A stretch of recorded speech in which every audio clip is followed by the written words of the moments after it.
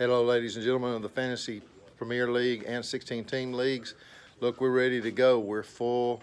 Everybody's playing. Commissioner's not playing anywhere. It's great. Ron Freeman is in the 16-team league running the team. He's put together a great draft. 20-team league is good. Let me talk about 20-team league. Focus just a little bit here. First off, I want to say that Jake and I have talked a couple of times. He's been really upset about the way the draft went. He was not able to get in, and as a result of that, it picked up those defensive players. Now, this is the first big negative I've had on something within the system. I know that the defensive players always emerged in the draft in the 6th or 7th round, but that's why I've always encouraged the edit your draft pick strategy and have that set up right. I'll go over that again with another tutorial. Please look at it if you have not ever set your draft strategy. I think it's important to do. Anyone can have a glitch at any time. So Jake has realized he will never not do that again. No matter what, he'll have that set up. That tool is there for that reason.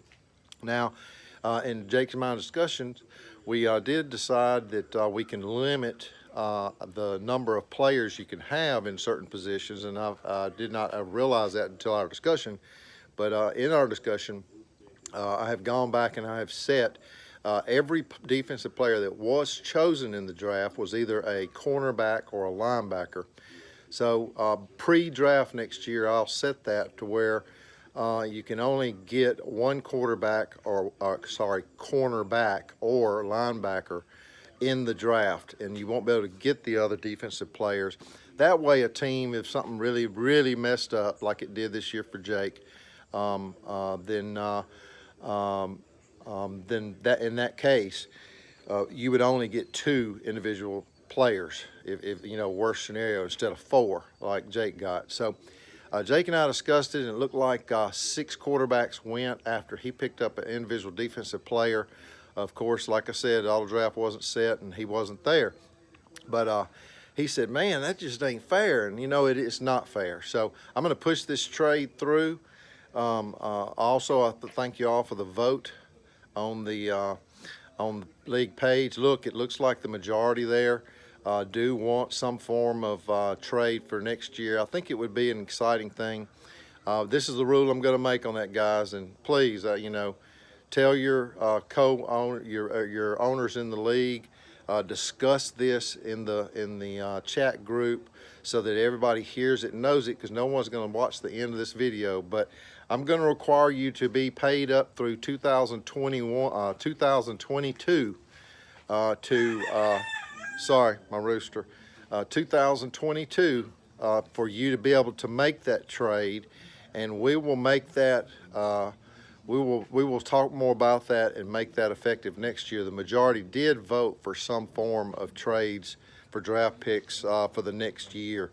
So some of the main complaints I got was, you know, if there's turnover in the league, somebody ends up inheriting a draft with a couple of picks being gone.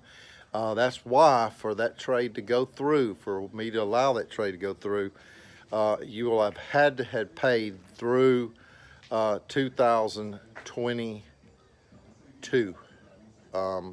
That means that if you have not paid yet, you can pay 1, 2, or 3 years. I mean, if you've paid through 21, you can pay for 1 year. That puts you through 22. If you paid no years, you can do 3. So thanks, guys. You get my drift. Any questions, ask me. That's what we're going to do with that poll. Is you can't make a trade for the next year's draft pick unless you've already paid for the next year. That means you'll be on that team next year. You should be on that team next year. This is all for good of the league, that we're paid up. The rings are coming. That is the state of the league, kind of, sort of, here as we go into play. 16-team leaguers, appreciate every one of you. Very competitive league. Just as exciting. I just don't have the energy to make the 16 more exciting for the guys there, but they're having fun themselves. So have a great Thursday night. Let's play football.